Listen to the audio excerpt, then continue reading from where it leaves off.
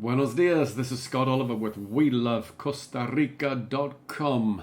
Today with a short video about crime, about murder, and narcotraficantes, which of course are drug dealers and drug traffickers.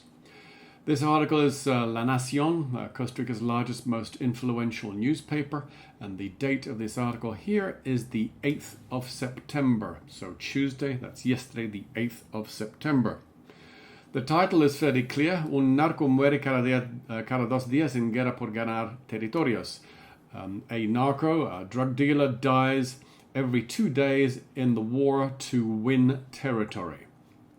Okay. Now, there's a couple of things I want to point out here, because obviously I get a lot of people asking about crime, asking about murders.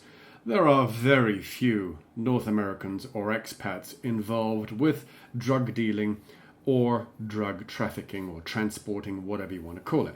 Okay. Now, in this particular article, we're talking here, su nombre figura en la lista de 106 narcos asesinados en medio de la lucha por territorios. Okay. 106 murdered narcos. Okay. Now, that seems like a fairly large number, and of course, it's probably fairly disappointing if you're in that particular business. But, most of the people that are members of WeLoveCostaRica.com really aren't involved too much with this type of thing. Okay, so that's important. And I think it's also important to note that the geographical areas where these murders happen are also not the places where your average gringo, North American Canadians is retiring. But again, they're talking about las drogas han provocado en total el asesinato de 167 personas. So they're talking about, again, drugs killing 167 people. Okay. Now, as far as the entire total in the country is concerned, we're talking about 267 murders in the national territory in the first 6 months of this year. And here's the key phrase here. Lo cual significa que los problemas de estupefacientes ocasionaron el 40% de las muertes. They're talking about the drug trade being responsible for 40% of those 267 homicides. Okay?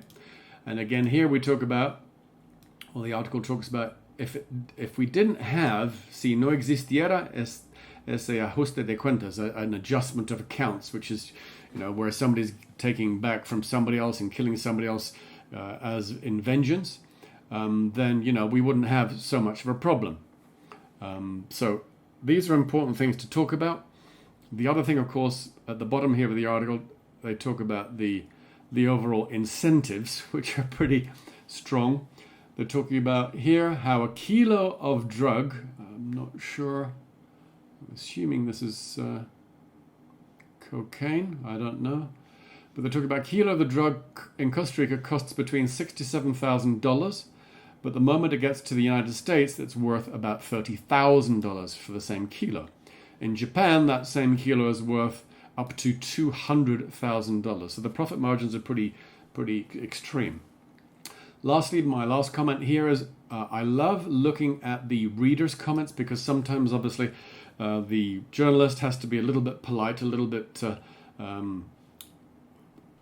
diplomatic, I guess is the best word, but the comments from their readers certainly aren't diplomatic. So, for example, this guy's hearing saying, ojalá murieran unos 20 al día por día. He's saying, I wish that 20 of these drug dealers were dying every day. So there you go. A fairly quick video. The bottom line is gringos don't typically get involved with drug dealing or drug trafficking.